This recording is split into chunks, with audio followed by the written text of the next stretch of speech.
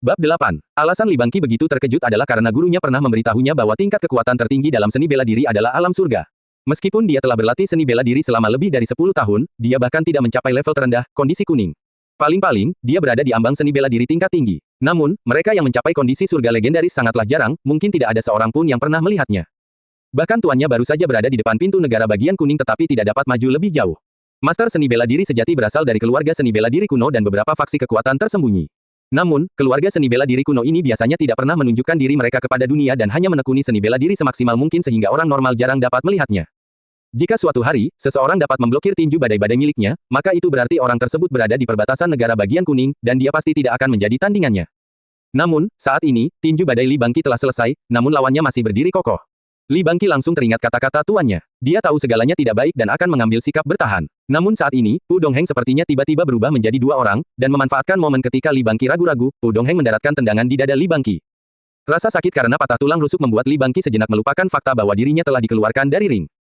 Namun, dia segera memulihkan pikirannya ketika dia menyadari bahwa dia telah kalah dan dipukuli oleh wakil ketua klub bahkan tidak perlu menunjukkan wajahnya. Saat ini, dia tidak lagi peduli dengan rasa sakit di tulang rusuknya yang patah, dan satu-satunya yang ada di pikirannya adalah penghinaan yang diterimanya. Hans mencuri seni nenek moyangnya dan menggunakannya untuk mengalahkannya. Gimnasium yang riuh itu tiba-tiba menjadi sunyi senyap. Li Bangqi mewakili seni bela diri tingkat tertinggi di Ninghai, tetapi dia bahkan tidak bisa mengalahkan wakil ketua klub. Betapa malunya ribuan orang yang hadir di tempat kejadian. Alasan Li Bangqi pindah hari ini adalah karena dia baru saja kembali dari Beijing sehari sebelumnya, namun dia tidak menyangka akan menderita kerugian begitu dia tiba. Wakil Presiden Asosiasi Seni Bela Diri Ninghai, yang juga merupakan Ketua Asosiasi Mahasiswa Universitas Teknologi Ninghai, Chen Weilin, berkata dengan wajah penuh kekecewaan, cepat bawa Bangqi ke rumah sakit, kami menyerah pada pertandingan ini.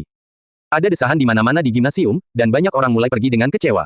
Tiba-tiba, telepon Chen Weilin berdering dan, ketika dia mengangkat telepon, dia hanya mendengar satu kalimat sebelum berseru, apa, kamu menemukannya? Oke, serahkan ini padaku. Klub Master Pu, kami masih memiliki satu lagi anggota Asosiasi Seni Bela Diri yang ingin menantang Anda hari ini. Ini adalah tantangan terakhir, dan jika kami masih tidak bisa mengalahkan Anda kali ini, saya akan mewakili Asosiasi Seni Bela Diri Ninghai untuk tidak menantang Anda lagi, kata-kata Chen Weilin segera menarik perhatian semua orang. Tidak menantang mereka lagi berarti menerima status mereka dan semua orang mengira Chen Weilin gila. Hahaha, silakan kirimkan lebih banyak kontestan. Master Seni Bela Diri Han kami tidak takut dengan tantangan, sebaliknya, kami khawatir tidak ada lagi tantangan, dan saya mulai bertanya-tanya mengapa hanya ada satu tantangan setiap beberapa hari. Pu Dongheng tertawa sombong. Dia menginginkan lebih banyak tantangan karena semakin banyak tantangannya, klub taekwondo gaya Han miliknya akan semakin terkenal. Apa, masih ada seseorang yang menantangnya? Tetaplah mendukungnya. Kita harus mengalahkan para Han ini sampai mereka mengetahui apa sebenarnya seni bela diri Tiongkok. Ya, kita harus tetap mendukung rakyat kita. Jika kamu ingin bertahan, kamu boleh bertahan, aku muak dengan kekecewaan, aku pergi. Ya, pergi, kenapa tinggal dan bersorak untuk Hans? Dengan diskusi yang memanas, separuh orang pergi, dan tempat yang sempit itu dengan cepat menjadi lebih luas. Namun, beberapa dari mereka yang menonton pertandingan di luar mendengar bahwa ada penantang lain yang masuk dan memutuskan untuk tetap tinggal. Segera, orang-orang baru masuk ke gimnasium, dan tempat yang tadinya kosong menjadi penuh kembali. Orang macam apa dia? Apakah dia ingin menantang Han? Tapi meski dia kalah, saya akan tetap mendukungnya, setidaknya dia bukan pengecut. Ya, tentu saja kami mendukungnya, tidak seperti sebagian orang, mereka kehilangan semangat setelah melihat kekalahan, jadi tidak heran keluarga Han begitu sombong. Saya mendengarnya karena Chen Weilin menerima panggilan di menit-menit terakhir dan mengatur pertandingan. Namun, Hans pasti ingin lebih banyak orang menantang mereka. Dengan cara ini, mereka akan menjadi lebih terkenal. Terkenal, saya kira tidak demikian. Tantangannya belum dimulai. Bagaimana Hans tahu bahwa mereka akan menang? Ketika Ye Mo datang ke Universitas Teknologi Ninghai, dia tidak menyangka akan ada begitu banyak orang di tempat kejadian. Bahkan bisa digambarkan sebagai lautan manusia. Meskipun Ye Mo adalah seorang kultivator yang berasal dari dunia lain dan lebih menyukai perdamaian, dia masih bergema di bawah semangat para siswa berdarah panas dan warga Ninghai. Apa yang dia tidak tahu adalah bahwa ini hanyalah pemandangan setelah separuh orang sudah pergi. Ye Mo mengikuti Fang Weichen ke lorong dan masuk dari belakang. Tidak ada yang datang dan mengatakan apapun karena dia terlihat terlalu biasa, sangat biasa sehingga dia tidak terlihat berbeda dari siswa biasa yang pendiam. Saudara Fang, apakah kamu menemukan tuan itu? Apakah dia datang? Di mana dia? Chen Weilin melihat Fang Weichen dan langsung menanyakan beberapa pertanyaan. Itu dia, Xi Ying. Seorang ahli bidang seni bela diri, Fang Weichen menunjuk ke arah Ye Mo dan berkata. Chen Weilin sangat terkejut hingga dia terkejut. Bagaimana bisa dia menjadi pemuda yang tampak pendiam? Namun, dia langsung bereaksi dan melihat bahwa tindakannya sangat tidak sopan, dia buru-buru mengulurkan tangannya dan berkata, Tuan Xi, halo, saya Chen Weilin, Wakil Presiden Asosiasi Seni Bela Diri Ninghai. Senang bertemu dengan Anda, tetapi Pu Dongheng cukup kuat, bagaimana kalau saya tunjukkan beberapa rekaman pertandingannya terlebih dahulu? Ye Mo melambaikan tangannya dan berkata, waktuku terbatas, tidak perlu rekaman, semakin cepat, semakin baik. Chen Weilin membuka mulutnya dan berpikir, wow dia benar-benar sombong, terlalu sombong. Setiap orang yang melawan Pu Dongheng menganalisis pertarungannya berulang kali. Meski begitu, belum ada seorang pun yang mampu bertahan lebih dari 20 menit melawannya. Siapa si Ying ini? Apakah Wei Cheng melakukan kesalahan? Bagaimana jika dia naik dan terlempar ke bawah dalam satu putaran? Itu adalah hal kecil jika dia terluka, tetapi wajah asosiasi seni bela diri Ning Hai akan benar-benar hilang. Memikirkan hal ini, Chen Weilin memandang Fang Wei Cheng dan ingin tahu apa yang akan dikatakan Fang Wei Cheng. Melihat Chen Weilin memandangnya, Fang Wei Cheng melambaikan tangannya dan berkata, Presiden Chen, lakukan saja apa yang diminta si Ying. Waktunya sangat sempit, akan lebih baik jika kita bisa memanggil ketua klub dan wakilnya ke sini untuk melawannya juga. Saya yakin setelah pertandingan ini, klub Taekwondo Gaya Han akan kembali ke tempat asalnya. Fang Wei Cheng sangat mengagumi kekuatan Ye Mo karena dia tidak percaya ketua klub bisa mengusirnya dalam waktu kurang dari satu putaran seperti yang dilakukan si Ying dengan mudah di masa lalu. Melihat Fang Wei Cheng mengatakan ini, Chen Weilin tidak bisa berkata apa-apa lagi dan hanya menatap Ye Mo sebelum berbalik untuk membuat pengaturan. Tunggu, Ye Mo menghentikan Chen Weilin. Apakah ada hal lain? Aku akan melakukan apa yang kamu inginkan. Chen Weilin tidak terlalu percaya pada Ye Mo, tapi bagaimanapun juga, dia dibawa oleh Fang Wei Cheng, jadi dia akan menurutinya. Katakan pada mereka bahwa jika mereka ingin melawan saya, mereka sebaiknya mengumpulkan semua orang dari klub mereka dan melawan saya bersama-sama. Saya tidak ingin membuang waktu. Dan, beritahu saya di mana Pudong Heng suka mematahkan tulang orang, kata Ye Mo kepada Chen Weilin. Apa? Chen Weilin benar-benar tercengang sekarang. Sebelumnya dia mengira si Ying sangat sombong karena tidak menonton rekamannya, tetapi sekarang, dia tahu bahwa dia benar-benar gila. Apa? Meskipun Pudong Heng fasih berbahasa Mandarin, dia sangat marah hingga aksennya berubah setelah mendengar permintaan Chen Weilin. Dia telah ditantang selama sebulan, dan tidak ada seorang pun di Ning Hai yang bisa menandinginya, tapi sekarang, seseorang ingin menantang semua orang di klub mereka pada saat yang bersamaan. Wajah Pudong Heng berubah ungu saat dia berkata, oke, tapi dia harus mengalahkanku dulu. Mungkin setelah dia bertarung denganku, dia tidak akan mengatakan hal seperti itu. Maaf Presiden Chen, saya ingin meminta Anda memberitahu dia bahwa akan ada cedera dalam pertarungan, jangan menyesal setelah dia masuk rumah sakit. Meskipun klub kami menyambut para penantang, tidak semua udang kecil bisa datang dan menantang kami. Sekarang, jika dia masih ingin bertarung maka cepatlah. Setelah berbicara, dia duduk dan bermeditasi, mengabaikan Chen Weilin. Apa, penantang malam ini ingin menantang seluruh klub? Apakah ini nyata? Bos apa, siapa ini? Bahkan jika dia kalah, saya akan tetap mendukungnya. Orang-orang yang berada di tempat kejadian meledak ketika mendengar berita ini yang telah menyebar dengan cepat ke seluruh tempat kejadian karena segera membuat para pendukungnya bersemangat dengan hanya satu harapan tipis. Meskipun mereka tahu ini tidak mungkin, hal itu tetap menyulut semangat mereka. Tidak ada yang bisa menghentikannya. Ye Mo tidak perlu menunggu lama sampai Chen Weilin kembali dengan seseorang mengikuti di belakangnya. Orang itu memiliki perjanjian di tangannya dan meminta Ye Mo menandatangani dan menempelkan sidik jarinya di atasnya. Setelah orang itu pergi, Chen Weilin berkata, Han itu berkata bahwa kamu akan mendapatkan hak untuk berbicara tentang melawan seluruh klubnya hanya setelah mengalahkannya. Saat ini, dia sedang menunggumu di atas panggung. Adegan riuh itu segera mereda setelah Ye Mo masuk. Awalnya, mereka mengira bahwa penantang yang begitu sombong setidaknya sangat tinggi dan besar jika tidak besar. Namun, Ye Mo yang tampak pendiam jelas adalah seorang pelajar.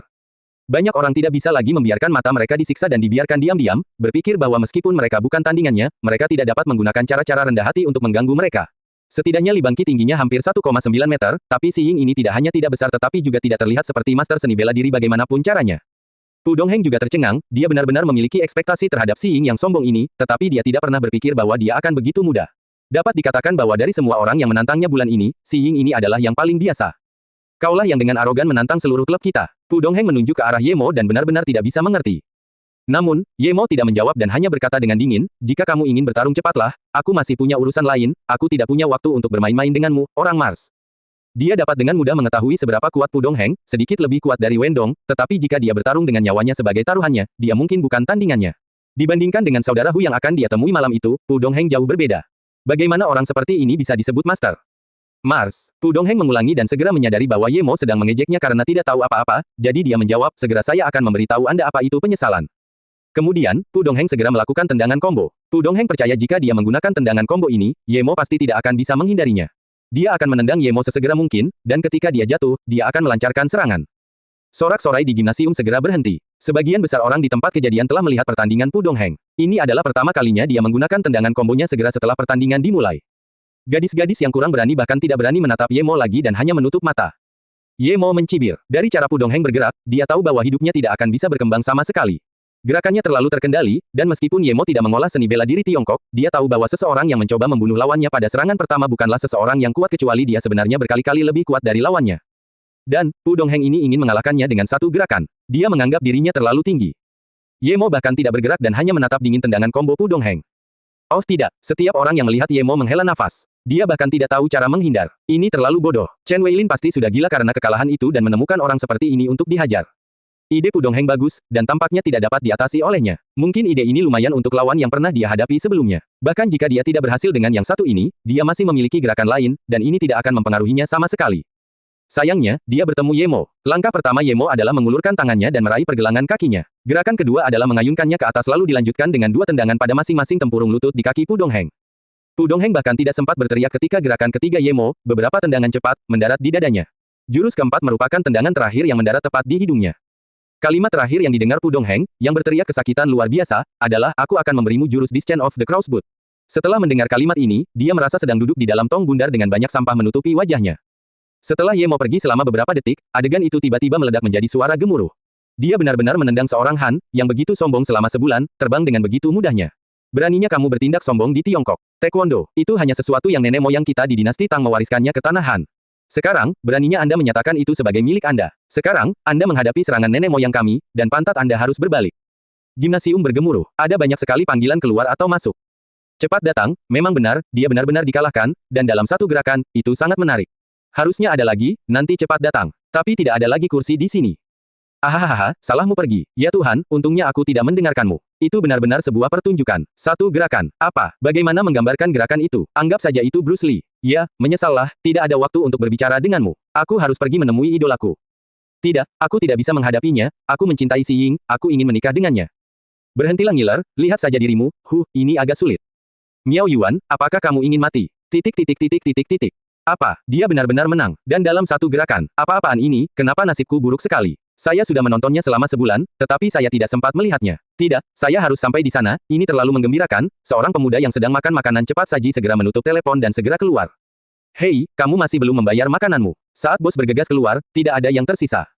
Si Ying itu terlihat seperti seseorang dari sekolahku, bagaimana mungkin? Segera, seorang mahasiswa Universitas Ninghai menyadari bahwa Si Ying memiliki kemiripan dengan Yemo tetapi jelas tidak berani mempercayai pemikiran itu. Siapa yang tidak tahu siapa Yemo di Universitas Ninghai? Bagaimana dia bisa menjadi Si Ying? Puff, teruslah bermimpi, sekolahmu. Yang terkuat di sekolahmu, Li Bangqi, telah kalah. Siswa yang berbicara sebelumnya juga merasakan hal yang sama. Lagi pula, ada terlalu banyak orang yang mirip, jadi dia tidak mengatakan apa-apa lagi. Tuan Si, saya tidak berpikir Anda akan sekuat itu. Benar sekali mengundang Anda kali ini. Ini hampir seperti mimpi, aku, Chen Weilin sangat bersemangat hingga dia tidak tahu harus berkata apa lagi. Dia tidak berpikir bahwa Si Ying ini akan jauh lebih kuat dari apa yang diumumkan Fang Weicheng. Pu Dongheng yang sombong itu benar-benar di luar jangkauannya. Meskipun Fang Weicheng yakin bahwa Yemo pada akhirnya akan menjadi pemenang, dia tidak berpikir dia akan menang dengan bersih. Seorang gadis jangkung berlari masuk, dan menatap Yemo, harapan bersinar di matanya, tetapi dia tetap tenang dan berkata kepada Chen Weilin, Presiden, beberapa jurnalis ingin mewawancarai saudara Si Ying. Tentu saja, Chen Weilin juga ingin wartawan mewawancarainya. Baginya, semakin dikenal acara ini, semakin baik, tapi dia tetap perlu meminta izin Yemo. Yemo mendengar kata-kata gadis itu tetapi melambaikan tangannya dan berkata, tidak perlu wawancara, cepat dan atur, Master Club, itu untuk melawanku. Saya tidak punya banyak waktu. Oke, tentu saja barangmu adalah prioritas utama, aku akan segera mengaturnya. Yu Yaxin, dorong para jurnalis itu menjauh. Katakan saja Tuan Si Ying perlu istirahat, setelah selesai, Chen Weilin bergegas keluar, tetapi langkah kakinya jauh lebih ringan dari sebelumnya. Melihat Chen Weilin keluar, Yu Yaxin tiba-tiba mengeluarkan buku catatan kecil dan pena, berjalan dengan ketakutan ke arah Yemo, dia bertanya dengan suara kecil, Saudara Si, bisakah kamu memberi saya tanda tangan? Yemo tersenyum dan berkata, tentu saja. Kemudian, dia mengambil alih buku catatannya tetapi begitu dia menulis satu karakter, dia merasa ada sesuatu yang salah. Dia terbiasa menulis Yemo dan sebenarnya menulis karakter pertama adalah Ye. Namun, dia hanya ragu sejenak sebelum akhirnya menuliskan, Si Ying. Yu Yaxin mengambil buku itu dengan wajah tersipu mengucapkan terima kasih sebelum bergegas keluar. Dia masih perlu memberitahu para jurnalis bahwa mereka tidak bisa melakukan wawancara, namun jantungnya masih berdebar kencang. Memikirkan tentang kekaguman yang akan dia terima dari teman-teman sekolahnya di asramanya, dia tidak bisa menahan diri untuk mengungkapkan senyuman di ujung mulutnya. Mengapa Tuan Si tidak diwawancarai? Jurnalis wanita itu sangat terkejut mendengar Yemo menolak wawancara. Meskipun dia hanya salah satu badan media Ninghai, siapa yang tidak ingin menjadi terkenal sekarang? Ada kesempatan untuk menjadi terkenal, tapi dia tidak mengambilnya. Yu Yaxin melihat jurnalis itu sedikit tidak senang dan buru-buru berkata, Tuan Si mungkin akan bertanding lagi, bagaimana kalau Anda bertanya kepada Presiden Chen nanti? Saya tidak bisa membuat keputusan ini. Baik, saya akan berbicara dengan wakil presiden Anda, dan jika itu masih tidak berhasil, saya akan langsung menemui Presiden Asosiasi Seni Bela Diri Ninghai. Jurnalis wanita ini berbicara dengan marah. Dia sangat tidak senang dengan sikap merendahkan yang diterapkan Universitas Teknologi Ninghai. Tepat ketika Yemo menjadi tidak sabar sambil menunggu lawan berikutnya, Chen Weilin bergegas masuk dengan wajah penuh kegembiraan. Bagaimana hasilnya? Fang Weicheng telah tinggal bersama Yemo. Dia tahu bahwa waktu Yemo singkat jadi dia bertanya pada Chen Weilin segera setelah dia masuk. Han menyerah. Klub Taekwondo Gaya Han akan berangkat besok dan tidak akan menggunakan gelar itu lagi. Kata Chen Weilin bersemangat dengan wajah penuh kebanggaan dan kepuasan. Seolah-olah dia sendiri yang mengalahkan Pu Dongheng. Fang Weicheng mengerutkan kening dan berkata, bagaimana Han bisa menyerah? Ketua klub mereka sangat kuat, saya pernah melihatnya sebelumnya. Dia pasti jauh lebih kuat dari Pu Dongheng itu. Ini tidak seharusnya terjadi. Namun, Chen Weilin menjawab, ya, mereka mengatakannya dengan sangat jelas dan bahkan menandatanganinya. Ketua klub itu memeriksa luka Pu Dongheng dan melihat rekamannya. Lalu, dia langsung menyerah. Namun, menurutnya, hal itu hanya bersifat sementara. Dia akan melawan Master Xi di tempat yang sama setahun kemudian. Ye Mo mengerutkan kening. Dia tidak punya waktu untuk melawan mereka lagi setahun kemudian, tapi karena mereka menyerah sekarang, dia tidak bisa melawan mereka lagi hari ini. Melihat Ye Mo mengerutkan kening, Chen Weilin segera berkata, saya tidak setuju dengannya tetapi dia mengatakan bahwa saya tidak perlu melakukannya, dia akan datang ke sini setahun kemudian, dan jika Tuan Xiying tidak datang untuk melawannya, dia tidak akan menyalahkanmu. Dia hanya mengatakan jika kamu tidak datang, maka sudah jelas siapa yang akan menang. Mereka kalah namun mereka masih sombong. Hans ini benar-benar tidak tahu malu. Fang Weicheng marah. Ye Mo melambaikan tangannya dan berkata, kita bisa membicarakan hal ini setahun kemudian. Saya pergi sekarang. Dia berdiri dan menuju pintu. Melihat Ye Mo hendak pergi, Chen Weilin buru-buru berkata, Tuan Xiying, hari ini adalah hari yang menyenangkan, bagaimana kalau saya mengundang Anda makan malam bersama kami di Menara Ruwei? Selain itu, beberapa jurnalis sedang menunggu Anda di luar. Ye Mo tersenyum dan berkata, tidak perlu, lagi pula masih ada yang harus kulakukan. Saya akan keluar lewat jendela supaya tidak ada masalah dengan wartawan di luar, dia bahkan tidak menunggu jawaban mereka, dia membuka jendela dan melompat keluar.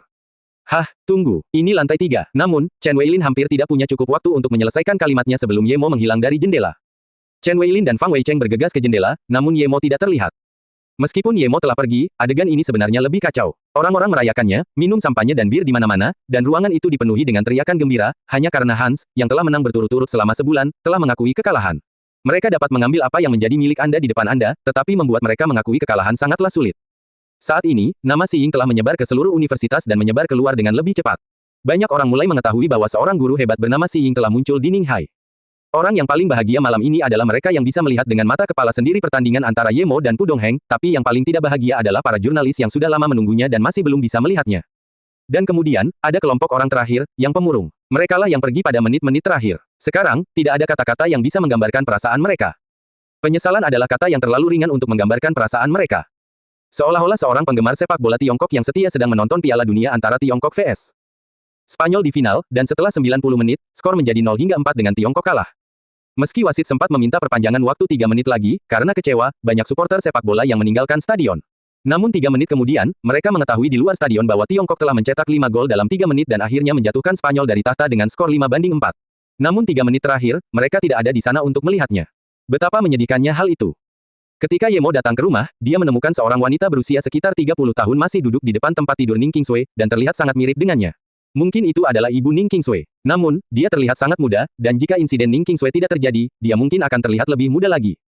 Dengan ibu Ning Qingsui di sini, Ye Mo tidak tahu apakah dia harus masuk sekarang atau tidak. Tepat ketika Ye Mo ragu-ragu, wanita di samping tempat tidur berbicara, Qingsui, kamu harus melepaskan koper itu dan tidur. Bu, ibu boleh tidur, aku ingin memiliki waktu tenang untuk diriku sendiri, meskipun suaranya sangat lembut, Ye Mo masih bisa mendengarnya dengan indera rohnya.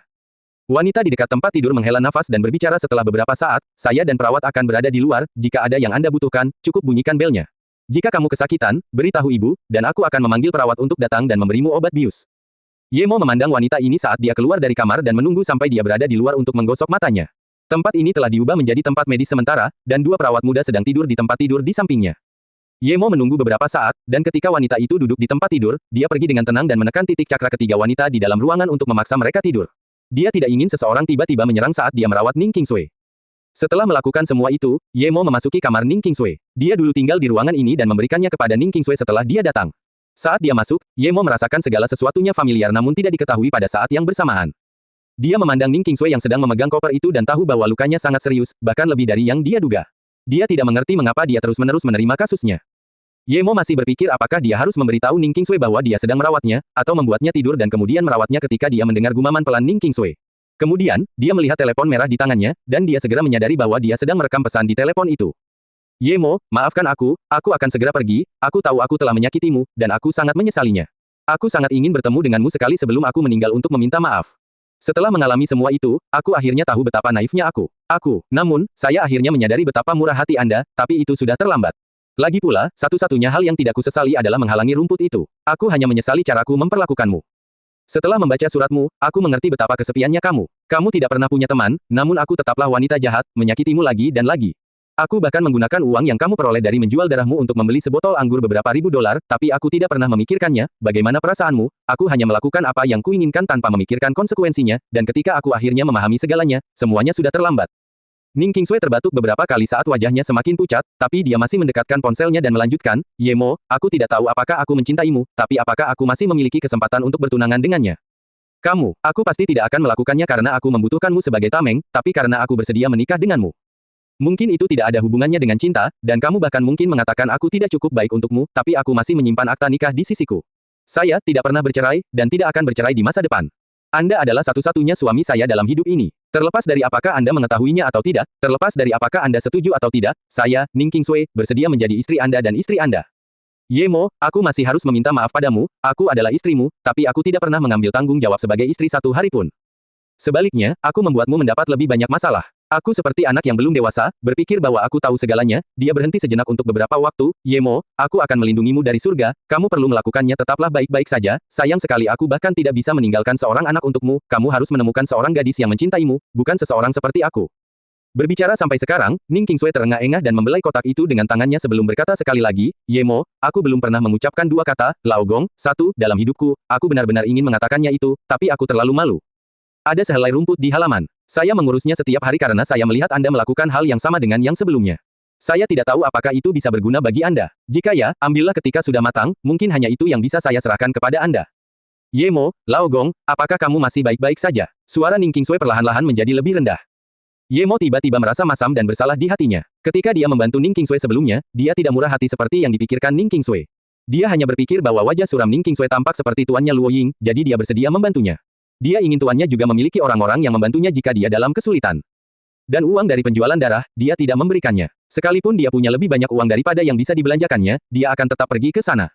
Membuang-buang waktu itu buruk, tetapi Ning Qingsui berpikir bahwa dia berusaha mencari nafkah untuknya dan masih merasa bersalah karenanya. Terlihat bahwa Ning Qingsui adalah gadis yang baik hati. Hanya saja lingkungan tempat tinggalnya dan latar belakang keluarganya memberinya rasa sikap acuh tak acuh sehingga membuatnya tidak menyukai orang asing. Namun, jika kamu mengupas lapisan perisainya, dia adalah orang yang baik hati, namun menyedihkan. Namun, dia mencampur adukan perasaan cinta dan rasa bersalah. Mungkin dia akan mengerti suatu hari nanti. Yemo menghela nafas, ini semakin memperkuat keputusannya untuk menyelamatkan Ning Qingsui. Namun, dia tidak akan memberitahunya untuk saat ini. Lagi pula, kemampuannya terlalu absurd, itu hanya akan membuatnya takut. Tepat ketika Yemo berpikir bahwa Ning Qingsui sedang tidur dan bersiap untuk menyegel beberapa meridian padanya untuk mengobatinya, Ning Qingsui tiba-tiba meraih telepon dan bergumam, Ayah, Ibu, aku pergi, aku sudah menjadi orang jahat. Putriku, aku sudah menikah dengan Yemo, kasing itu adalah hadiah pernikahannya untukku, jangan pisahkan kasing itu dariku. Ada rumput di halaman yang kutinggalkan untuknya, jika dia kembali, berikan ponsel ini padanya, tapi jika dia tidak pernah melakukannya, dia terdiam cukup lama, kalau begitu, lupakan. Maaf, saya menyebabkan banyak masalah bagi keluarga dan baru saja pergi. Suara Ning Qingsui tiba-tiba menjadi pelan. Tepat ketika Yemo bertanya-tanya apakah dia harus memberitahunya bahwa dia sudah ada di sini, Ning Qingsui tiba-tiba mengambil pisau dari kotaknya dan menusukkannya ke tenggorokannya. Yemo terkejut dan tidak peduli lagi saat dia berlari ke depan Ning Qingsui. Jaraknya terlalu jauh, dan dia tidak punya waktu untuk mengambil pisaunya. Dia hanya bisa memblokir dengan tangan di depan tenggorokannya. Pisau itu menusuk tangan Yemo dan dihadang oleh Chi Yemo, membuatnya tidak bisa melangkah lebih jauh. Namun, Ning Qingsui pingsan karena dia menggunakan terlalu banyak kekuatan. Yemo mengeluarkan pisaunya, meskipun tidak menusuk terlalu dalam, masih ada darah. Yemo menghentikan lukanya yang berdarah, dan melihat Ning Qingsui pingsan, dia mengangkat tangannya dan menyegel beberapa meridian, membuatnya tidak bisa bangun untuk beberapa waktu. Setelah itu, dia mencoba mengambil koper itu dari pelukannya, namun, dia menemukan bahwa Ning Qingsui memegang erat kasus itu. Bahkan ketika dia pingsan, tangannya masih memegang erat kotak itu. Kecuali Yemo memaksanya keluar, dia tidak akan bisa mengambilnya sama sekali. Yemo menggelengkan kepalanya tanpa daya dan hanya bisa membuka kasing di tangannya. Ada beberapa barang di dalamnya, Yemo mengeluarkan sebotol pil dan mengeluarkan sebungkus jarum perak itu. Dia memasukkan 2 pil pelindung jantung ke dalam mulut Ning Qingsui dan, menggunakan cinya, dia membantu tubuhnya mencernanya. Setelah itu, dia mengambil 108 jarum perak, mensterilkannya dengan cinya, dan membalik Ning Qingsui saat dia melepas atasannya. Dengan Ning Qingsui menjadi gadis yang cantik, meskipun Yemo belum pernah melihatnya kembali, dia masih bisa membayangkan betapa putihnya gadis itu. Namun, ketika dia akhirnya melihat punggungnya, warnanya hampir sepenuhnya ungu tua, menunjukkan betapa kerasnya dia dipukul hari itu. Melihat luka di punggung Ning Qingsui, niat membunuh Yemo meningkat sekali lagi. Song Family, aku tidak akan membiarkan ini pergi. Yemo melepaskan bra Ning Qingsui, dan 108 jarum perak di tangannya dengan cepat jatuh ke punggung Ning Qingsui. Di saat yang sama, kedua tangannya terus memijat tubuh Ning Qingsui. Saat qi yang dikultivasikannya secara bertahap meresap ke dalam tubuh Ning Qingsui melalui tangannya, meridian, organ, dan tulang punggungnya yang rusak mulai pulih secara perlahan. Untungnya, Yemo meninggalkan beberapa pil medis di sini, jika tidak, akan sangat sulit menyembuhkan lukanya hanya dalam 1 malam. Saat tubuh Ning Qingsui yang compang camping secara bertahap pulih oleh Qi Yemo, wajah Yemo menjadi lebih pucat. Awalnya, dia berpikir bahwa dia akan mampu mengobati luka Ning Qingsui paling lama dalam waktu 1 jam. Tapi sekarang, sudah 2 jam berlalu, dan dia baru menyelesaikan setengahnya. Keringat seukuran kacang polong menetes di punggung Ning Qingsui, tapi Ye Mo tidak berani berhenti karena jika dia melakukannya, bukan hanya pekerjaan sebelumnya yang akan sia-sia, tapi akan lebih sulit baginya untuk membantunya nanti. Andai saja dia memiliki batu roh atau pil pemulihan spiritual, bahkan yang kualitasnya paling rendah sekalipun. Ye Mo merasa cinya perlahan-lahan habis dan bermimpi untuk mendapatkan pil seperti itu. Setelah 1 jam berikutnya, tangan Ye Mo yang memijat punggung Ning Qingsui mulai bergetar. Meski dia merasa ci di tubuhnya tidak cukup untuk melanjutkan, dia tetap harus bertahan. Meski mengetahui bahwa dia mungkin kehilangan kekuatannya jika seperti ini, dia tidak punya pilihan. Dia melebih-lebihkan kekuatannya dan meremehkan cedera Ning Qingsui. Meskipun wajah Ye Mo berangsur-angsur berubah menjadi buruk, kulit Ning Qingsui terus-menerus kembali menjadi putih sehat. Warna ungu tua di punggungnya juga sepertinya telah dihilangkan, lapis demi lapis. Wajahnya berangsur-angsur menjadi kemerahan dan kulit yang tegang dan keriput karena nyeri mulai mengendur. Meskipun meridiannya ditutup rapat oleh Ye Mo yang masih mencegahnya untuk bangun, dia melihat dari alisnya bahwa dia merasakan sesuatu. Ye Mo menggigit ujung lidahnya dan memaksakan potongan terakhir chi spiritualnya ke dalam tubuhnya. Dia terus memijatnya, dan setelah setengah jam, Ye Mo akhirnya selesai memulihkan luka terakhir pada Ning Qingsui, namun, dia tidak bisa lagi menahan diri dan hanya terjatuh di punggungnya. Saat wajah Ye Mo menyentuh kulit lembut di punggung Ning Qingsui, aroma samar mencapai lubang hidungnya, mengejutkannya karena aroma itu segera mengingatkannya pada Luo Ying. Dia bangkit dengan cepat dan membantu Ning Qingsui mengikat bra dan mengenakan pakaian sebelum membalikkan punggungnya. Kasihan Ye Mo, dia belum pernah menyentuh sesuatu seperti bra, dan dasi kecil membuatnya kesulitan untuk waktu yang lama. Dia hampir berkeringat sebelum berhasil mengikatnya kembali. Pada saat ini, Ye Mo baru menyadari bahwa dada depan Ning Qingsui berdiri kokoh dan besar, dan 2 kelinci putih bundar tampak keluar yang membuat Ye Mo merasa terkejut. Dengan wajahnya yang sempurna, itu membuat Ye Mo hampir tidak bisa menolaknya. Namun, Ye Mo kehabisan tenaga dan hanya beristirahat sebentar sebelum membuka segel meridian Ning Qingsui dan membiarkannya tidur. Sebelum pergi, Ye Mo mengemasi barang-barang di dalam kotak kecil dan melihat tangan Ning Qingsui yang memegang erat kotak itu. Dia menghela nafas dan akhirnya tidak mengambil kasus itu. Dia bahkan tidak mengambil apapun di dalamnya juga. Saat Ye Mo keluar rumah, waktu sudah hampir jam 3 pagi. Dia menemukan tempat yang tenang dan beristirahat selama 1 jam. Sekitar pukul 4, Ye Mo pada dasarnya telah memulihkan 70% kekuatannya. Namun, karena dia merawat Ning Qingsui sebelumnya, semangat Qi-nya agak tidak stabil. Namun, Ye Mo merasa ini sudah cukup dan menuju ke rumah saudara Hu itu. Ketika Ye Mo datang, para penjaga di luar rumah sedang mendengkur di atas meja. Ye Mo dengan santai menjatuhkan mereka untuk mencegah mereka bangun terlalu cepat dan masuk ke ruangan mematikan setiap komputer pemantauan. Dia tahu bahwa komputer-komputer ini seharusnya dihubungkan ke komputer-komputer lain di kompleks tersebut, tetapi karena dia telah mematikan komputer yang menyimpan rekaman tersebut, mereka tidak dapat memantau lagi untuk sementara waktu. Dia hanya tidak tahu apakah ada komputer pemantau lainnya. Yang membuat Ye Mo penasaran adalah ketika dia masuk ke dalam mansion, ada ruangan lain yang lampunya menyala. Ye Mo berjalan masuk sedikit dan mengamati dengan indera rohnya. Seperti yang diharapkan, masih ada beberapa orang di dalam mendiskusikan sesuatu yang masih belum bisa tidur. Saudara Hu itu ada di sana tetapi selain dia, ada juga seorang pemuda berusia sekitar 20 tahun dengan wajah yang sebenarnya agak mirip dengan Song Xiaowen. 2 pria bertubuh besar berdiri di depan pintu, Ye Mo mendekat dengan tenang, dan hanya dengan 2 telapak tangan, kedua pria bertubuh besar ini diam-diam pingsan. Saudara Hu, Wang Peng telah melakukan segalanya dengan baik hari ini, dengan 2 gadis kecil ini menginap bersamanya malam ini, Qian Xiping seharusnya tidak terus-terusan mencari alasan. Saya tidak percaya Ye Mo masih bisa berlari dengan Qian Xiping membantu kami, meskipun suara pemuda ini tidak nyaring, namun penuh percaya diri. Saudara Hu itu mengangguk dan berkata, Anda benar Tuan Muda Tan, meskipun Qian Xiping hanya biasa-biasa saja, kekuatan di belakangnya terkadang lebih berguna daripada daftar buronan pemerintah. Saya hanya khawatir beberapa orang tua di bawah asuhan ayahnya akan tidak setuju. Tidak setuju, Qian Xiping adalah putra satu-satunya Qian Longtou. Bahkan jika dia menginginkan bulan di langit, dia akan memilihkannya untuknya. Dengan kekuatannya, dia akan memiliki cara 10 kali lebih banyak untuk menemukan Ye Mo daripada yang saya miliki. Meskipun keluarga Song adalah salah satu dari 5 keluarga besar, masih ada beberapa hal yang tidak bisa kami lakukan secara terang-terangan. Akan lebih baik jika kita menyerahkannya pada Qian Longtou. Tuan Muda Tan ini tampaknya menganggap serius Qian Longtou tetapi jelas-jelas meremehkan Qian Xiping. Setelah berhenti, dia berkata, Tian Ji semakin parah, dia sebenarnya menyuruh 2 orang idiot untuk mengambil Ning Qingsui. Bukan saja mereka tidak membawa orang itu ke sini, tapi mereka sendiri juga mendapat masalah. Kalau tidak, jika Ning Qingsui ada di sini, dia akan jauh lebih baik daripada kedua gadis itu. Saya juga ingin menikmati cita rasa gadis tercantik di Beijing. Sungguh kegagalan seseorang. Dia bahkan mencibir setelah berbicara. Saya akan menjaga Tianji dan kedua bawahannya. Mereka masih menyesal di ruang bawah tanah. Tapi melihat Ning Qingsui, dia sepertinya memiliki perasaan terhadap Ye Mo, orang cacat itu. Mungkin kita bisa menggunakan ini untuk memblokir Ye Mo di Ninghai, kata saudara Hu. Tuan Muda Tan menggelengkan kepalanya, Anda meremehkan Ye Mo. Menurut penyelidikan saya baru-baru ini, saya menemukan orang ini adalah tipikal orang yang bertingkah seperti babi untuk memakan harimau. Tidak hanya dia sangat kuat, tapi dia juga sangat licik. Jika bukan karena ini, kita tidak perlu pergi ke orang seperti Qian Longtou. Lagi pula, jika ini menyebar, itu tidak akan ada gunanya bagi keluarga Song. Ye Mo akhirnya memahami keseluruhan situasinya. Tuan Muda Tan ini seharusnya berasal dari keluarga Song dan ada di sini hanya untuknya, dan mereka secara tidak sengaja melukai Ning Qingsui alih-alih menculiknya. Ye Mo mengamati perasaan rohnya dan menemukan 3 pria berlutut di ruang bawah tanah. Di kamar tidak jauh dari sana, dia melihat 2 gadis lain dengan rambut menutupi wajah mereka, berbaring di tempat tidur dalam keadaan telanjang bulat, dan di samping mereka ada seorang pria muda.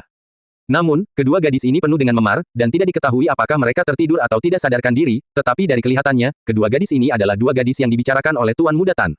Yemo tiba-tiba menemukan bahwa salah satu gadis itu tampak agak akrab, dan segera dia mengenali gadis dari Universitas Ninghai ini dan bahkan dianggap sebagai salah satu dari 10 gadis tercantik di sana.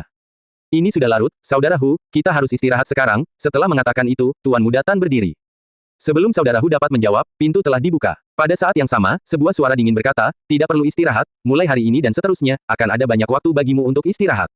Oh, itu kamu Mo. Pria bernama Saudara Hu segera mengenali Yemo karena dia telah melihat fotonya berkali-kali. Dia bahkan tidak berpikir panjang sebelum berbalik dan melayangkan pukulan. Kekuatan angin dari pukulan itu terutama terfokus ke arah Yemo. Yemo tahu bahwa Saudara Hu ini seperti yang dia pikirkan, seorang guru, dan dia ingin menguji seberapa kuat kekuatannya, jadi dia hanya melontarkan pukulan sebagai tanggapan. Retak, suara patah tulang bergema di ruangan itu, Yemo mundur 2 langkah dan mencapai pintu. Sementara itu, Saudara Hu juga mundur 2 langkah dan menabrak Tuan Muda Tan. Dengan benturan tinju, kedua tinju mereka mengalami patah tulang. Mata Yemo menjadi dingin ketika dia menyadari bahwa kekuatannya sebenarnya tidak berarti banyak di tempat ini. Meskipun dia baru memulihkan 70% kekuatannya, pasti ada banyak orang yang jauh lebih kuat darinya. Tahap tersier tingkat kuning, mata Saudara Hu dipenuhi dengan keterkejutan saat dia mengucapkan 4 kata itu. Namun, karena tulang tangannya patah, dia tidak berani terus bertarung dengan Yemo. Dia tidak memiliki kemampuan untuk memulihkan tulang seperti Yemo dan, meskipun dia mampu mengolah ki batin, cedera tulang patah membutuhkan waktu sekitar 1 bulan untuk menyembuhkannya. Melihat Yemo dan Saudara Hu seimbang, Tuan Muda Tan menunjukkan sedikit kekhawatiran di matanya karena dia tidak menyangka Yemo sekuat ini. Sebenarnya, dia belum pernah melihat orang yang lebih kuat dari Saudara Hu, dan dia bahkan pernah mendengar bahwa Saudara Hu adalah murid seni bela diri kuno. Karena Yemo mampu memblokir salah satu tinju Saudara Hu, tidak mungkin dia tidak terkejut dengan hal ini. Meskipun dia tidak tahu apa yang dimaksud dengan tahap tersier tingkat kuning, Yemo berpikir mungkin itulah tingkatan seni bela diri yang disebut di sini.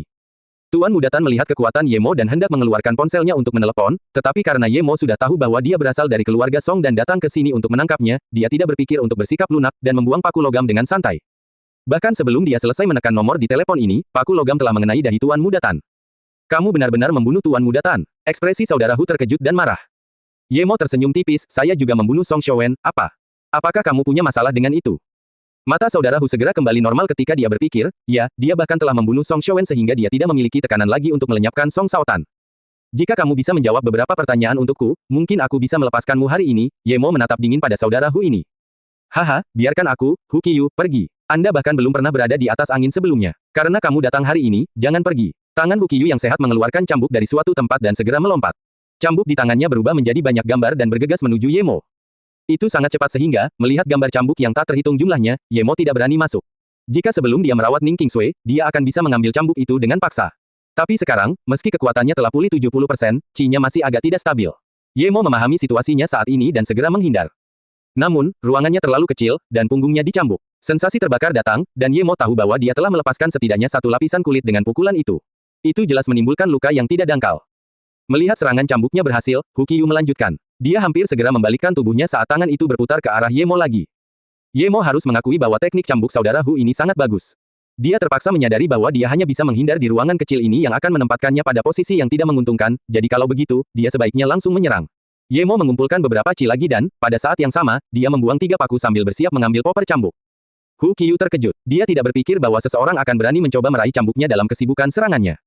Kamu meminta untuk mati, cibir Hu Qiyu saat cambuk di tangannya menyerang lebih cepat. Bayangan cambuk yang tak terhitung jumlahnya membuat orang tidak bisa melihat dengan jelas. 3 paku telah tertancap, tapi Hu Qiyu sudah merasakannya. Dia juga mengerti bahwa Yemo ingin menukar kerusakan dengan kerusakan, dan kecuali dia mundur dengan cambuknya, paku akan mengenai tubuhnya. Hu Qiyu mencibir, tukarkan kerusakan dengan kerusakan. Dia sebenarnya tidak mengambil kembali cambuk di tangannya, dan hanya melangkah ke samping tubuhnya. Salah satu dari 3 paku berhasil dihindari sementara 2 lainnya mengenai sisi dada kirinya dengan akurat. Hu Qiyu mengambil 2 paku dan masih tidak mengambil kembali cambuknya. Dia tahu bahwa Yemo sangat kuat, jadi dia mengambil 2 paku hanya untuk bisa mendaratkan serangan cambuk padanya. Kekuatan cambuknya juga luar biasa dan sangat cepat. Tidak hanya dia benar-benar yakin bahwa Yemo tidak bisa meraihnya, tapi dia juga merasa bahwa Yemo pasti akan terluka parah setelah itu. Kerusakan itu bukanlah sesuatu yang bisa dibandingkan dengan 2 paku, hanya. Namun, Hu Qiyu bukanlah seorang kultivator, jadi dia tidak mengetahui keberadaan indra roh. Pada saat dia bereaksi, Yemo sudah dengan akurat meraih popper cambuknya. Kekuatan yang kuat berlalu, Yemo merasakan dadanya berdenyut dan segera tahu bahwa itu tidak baik. Meskipun dia mengambil cambuknya, efek samping dari pengobatan Ning Qingsui telah datang. Dia bahkan merasa mual. Yemo tahu bahwa dia tidak bisa bertahan lama dan tidak berani menariknya keluar. Sementara Hu Qiyu terkejut, dia memfokuskan bagian terakhir dari Qi-nya dan menendang dada Hu Qiyu. Pada saat ini, Hu Qiyu akhirnya menyadari bahwa Yemo dapat menemukan cambuk asli di antara semua bayangan itu dan meraihnya yang membuatnya bertanya-tanya apakah dia adalah seorang master tingkat ke-8. Kamu adalah level gelap. Hu Qiyu menunjuk ke arah Ye Mo dan mengucapkan beberapa kata ini sebelum memuntahkan darah dari mulutnya seperti orang gila, lalu dia pingsan dan mati bahkan sebelum dia mencapai tanah. Ye Mo menghela nafas lega, berpikir bahwa hari ini terlalu berbahaya karena dia hampir kehilangan nyawanya di sini. Dia masih ingin menangkap saudara Hu ini dan menanyakan beberapa hal kepadanya, tetapi ini adalah kedua kalinya dia melebih-lebihkan dirinya sendiri malam itu. Benar-benar ada orang-orang berkuasa dimanapun di dunia ini, hanya saja dia belum bertemu mereka. Menurut kata-kata Hu Qiyu sebelum kematiannya, mungkin ada level yang lebih tinggi dari apa yang disebut level gelapnya. Ye Mo bisa merasakan rasa pusing datang dan berjalan keluar sambil berpegangan pada dinding. Di ruangan tidak jauh dari sana, seharusnya ada putra Qian Long Tou, Qian Siping, yang sedang menyerang kedua gadis muda itu. Ye Mo membuka ruangan dan mengeluarkan Qian Siping ini. Siapa kamu? Beraninya kamu? Qian Siping ditarik keluar dalam mimpinya, dia terkejut sejenak dan melihat ke arah Ye Mo yang tampak lemah. Dia memikirkan situasinya dan segera akan mengamuk. Orang yang membunuhmu. Ye Mo terengah-engah, menendang pintu hingga terbuka cukup memberatkan. Bunuh aku. Hahaha, tahukah kamu siapa aku? Bunuh aku, dan kamu tidak akan punya tempat untuk bersembunyi bahkan jika kamu melarikan diri ke seluruh negeri. Menurutmu, Qian Siping masih bersikap sombong sampai paku logam menembus dahinya. Dia masih tidak percaya ketika dia meninggal bahwa orang di depannya akan berani membunuhnya karena ayahnya adalah Qian Long Tou. Namun, kesadarannya sudah mulai kabur. Ye Mo tidak berani membuang waktu lagi. Dia merasa semakin lemah, jadi dia berjalan ke lantai bawah tanah dan, ketika dia melihat 3 orang masih berlutut, dia menembakkan 3 paku lagi tanpa ragu-ragu. Ketiganya bahkan tidak sempat bereaksi sebelum mereka mati. Masih ada ruangan lain dengan 2 orang, tapi Ye Mo tidak mempermasalahkannya, itu mungkin bawahan Qian Siping. Cepat pergi, itulah satu-satunya hal yang ada di pikiran Ye Mo. Dia mengambil terlalu banyak risiko untuk 1 hari. Dia tidak menyangka Hu Qiyu sekuat itu, bahkan lebih kuat dari yang dia kira. Jika Hu Qiyu tidak terlalu percaya diri dengan cambuknya, patut dipertanyakan apakah Ye Mo bisa keluar hari ini. Yun Bing mengusap matanya yang lelah saat pikirannya melayang ke tempat lain. Sejak kejadian 8 tahun lalu, dia selalu enggan kembali ke Beijing, dan pacarnya juga meninggalkannya karena hal itu. Namun, orang yang menyerangnya masih bebas berkeliaran di Beijing, bahkan Ting Ting yang berusia 7 tahun dibawa pergi secara paksa oleh keluarganya. Alasan dia tidak tidur sepanjang malam adalah karena pacarnya beberapa tahun lalu, Feng Rong, kembali dari Amerika. 8 tahun lalu, setelah kejadian itu, dia tidak pernah muncul lagi. Setelah itu, ketika dia tahu bahwa dia pergi ke Amerika, dia benar-benar terluka karena dia pergi tanpa pemberitahuan ketika dia sangat membutuhkannya. Namun, hari ini dia benar-benar kembali dan memintanya datang ke Beijing. Dia telah melihatnya ketika dia membuka email di komputernya sebelumnya dan menyadari bahwa itu telah dikirim oleh Feng Rong. Dia menjelaskan kepadanya bahwa dia bahkan tidak tahu apa yang terjadi padanya saat itu karena keesokan harinya, dia telah dikirim ke Amerika oleh keluarganya, dan dia tidak dapat menghubunginya lagi. Sekarang, hal pertama yang dia lakukan ketika kembali adalah menemukannya dan bahkan harus meminta alamat emailnya dari orang lain ketika dia kembali ke Beijing. Dia memberitahu Yun Bing bahwa apapun yang terjadi, dia tidak akan keberatan dan dia masih mencintainya. Ketika Yun Bing melihat email Feng Rong, pikiran pertamanya adalah menghapusnya, tetapi melihat cinta Feng Rong dalam kata-katanya dan bahwa dia mungkin masih memiliki perasaan terhadap cinta pertamanya, Yun Bing ragu-ragu. Dia takut pada orang yang menyerangnya bertahun-tahun yang lalu, dan jika Feng Rong masih mencintainya, dia bisa membawanya ke Amerika, dan dia akan meninggalkan mimpi buruk itu. Jika dia tidak tahu tentang kesalahpahaman dengan Ye Mo terakhir kali, dia mungkin akan pergi ke Beijing, tapi dia merasa bersalah. Ye Mo telah menyelamatkannya, dan setidaknya dia ingin mengucapkan terima kasih di depannya, namun, dia tidak pernah bisa melihatnya sekilas sejak pertemuan di sekolah itu. Meskipun Su Jingwen memberitahunya bahwa Ye Mo memiliki hubungan buruk dengan kekuatan besar dan tidak bisa menunjukkan dirinya. Yun Bing terus berfantasi bahwa dia akan bisa bertemu dengannya sekali di Ninghai, jika tidak, bahkan jika dia meninggalkan Ninghai, dia masih akan merasa tidak tenang. Alasan lain mengapa dia masih tidak ingin pindah adalah karena dia tidak ingin mengingat kenangan traumatis itu. Dia merasa takut terhadap Beijing dari lubuk hatinya. Sekarang Feng Rong kembali, haruskah dia pergi atau tidak? Meskipun dia masih membencinya, karena dia mengatakan bahwa dia tidak tahu, dan hal pertama yang dia lakukan ketika dia kembali adalah mencarinya, itu membuat Yun Bing merasa bahwa dia masih diingat. Setelah bertahun-tahun, dia menjadi sudut yang terlupakan. Meskipun kepribadiannya yang dingin mengurangi banyak masalah, setiap kali dia kembali ke rumah, dia merasa kesepian di kamarnya yang dingin. Dia akan mengenang hal-hal kecil dalam cinta pertamanya. Namun, apakah benar Feng Rong tidak tahu apa yang terjadi? Bahkan jika dia tidak memberitahukannya, apakah keluarganya tidak memberitahunya? Dan tidak ada satu pesan pun dalam 8 tahun, bagaimana ini mungkin?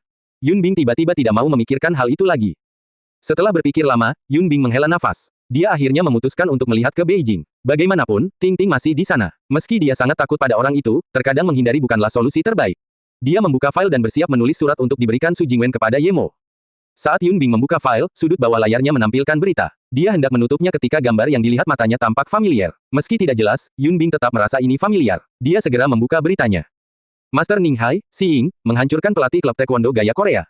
Judul yang mencolok dan gambar di bawah membuatnya tercengang. Dia benar-benar merasa orang itu mirip Ye Mo, tapi wajahnya tidak cukup jelas. Dan, nama yang tertera di sana adalah Si Ying, bukan Ye Mo. Meskipun Yun Bing tidak terlalu peduli dengan hal-hal yang terjadi di sekolah, dia masih mendengar tentang klub gaya Korea, tapi dia sudah melewati tahun-tahun remaja yang mengamuk, jadi dia hanya memperhatikannya dan meninggalkannya di sana. Dia tidak mengira Si Ying akan tiba-tiba muncul di Ninghai dan mengalahkan Pu Dongheng hanya dengan satu gerakan.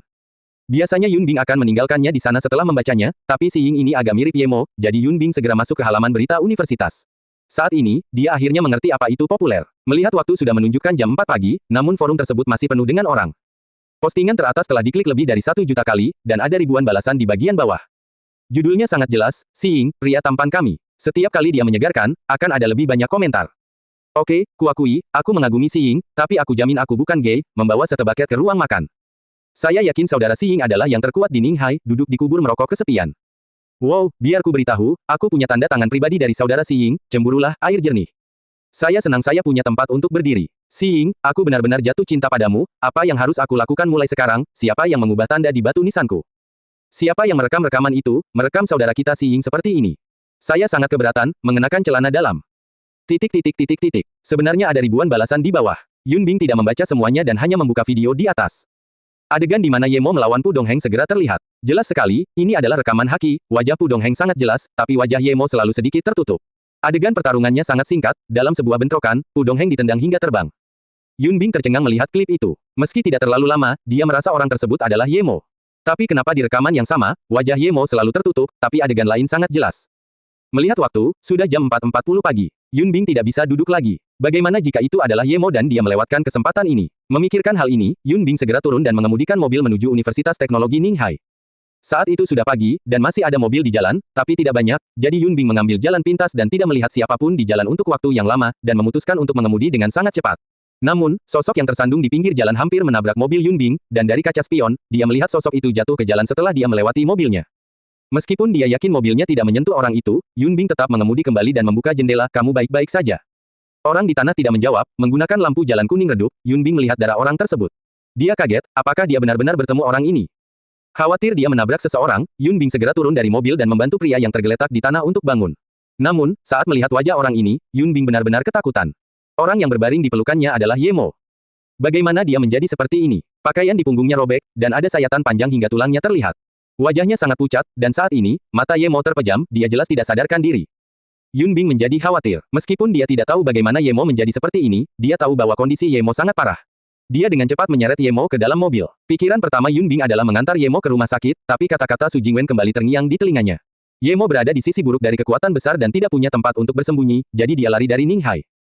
Jika dia mengirimnya ke rumah sakit sekarang, apakah orang itu akan tahu? Yun Bing berkeringat deras hingga akhirnya berhasil menyeret Yemo ke kamarnya. Untungnya, saat itu jam 5 pagi dan merupakan periode paling gelap sebelum fajar. Tidak ada seorang pun di distriknya yang bangun sepagi itu, dan oleh karena itu tidak ada seorang pun yang memperhatikannya. Meskipun dia tidak tahu dengan siapa Yemo berkonflik, dia tetap memutuskan untuk memarkir mobilnya di tempat parkir agar orang tidak mencurigainya. Dia dengan hati-hati menutup pintu dan memarkir mobil sebelum kembali untuk membawa Yemo ke tempat tidur. Dia mengulurkan tangannya dan menyentuh hidung Yemo, dan masih ada udara hangat yang masuk dan keluar, jadi akhirnya, Yun Bing bisa mengistirahatkan hatinya karena dia berpikir bahwa dia seharusnya tidak sadarkan diri untuk sementara. Dia mengambil bak air panas dan memutuskan untuk mencuci Yemo. Setelah dia melepas lapisan pertama pakaian Yemo, dia tiba di celana dalamnya yang berlumuran darah tetapi akhirnya terlalu malu untuk melepasnya dan tidak melakukannya, bahkan berani melihat. Dia mengambil handuk dan menutupinya dan baru kemudian dia berani membantu membersihkan Yemo. Luka di punggung Yemo terlihat sangat parah, Yun Bing tidak bisa membayangkan apa yang bisa menyebabkan luka yang begitu dalam.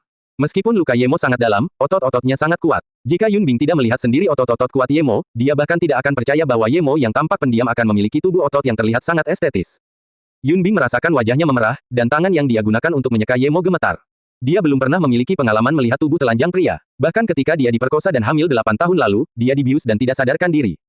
Namun, keluarganya sangat takut dengan kekuatan keluarga tersebut sehingga hanya dengan satu kalimat, mereka tidak berani mengizinkannya menggugurkan anak tersebut. Dia tidak menyalahkan keluarganya karena mereka memang tidak bisa macam-macam dengan keluarga itu. Bahkan sekarang ketika dia memikirkannya, Yun Bing merasa gemetar, dia sangat takut pada orang itu, jadi dia terus bersembunyi di Ninghai. Bahkan untuk tahun baru, dia tidak ingin kembali ke Beijing. Begitu Yemo pingsan, dia tahu segalanya tidak baik, dan dengan kemauannya yang kuat, dia memaksa dirinya untuk bangun. Namun, orang yang dilihatnya saat membuka matanya sebenarnya adalah Yun Bing.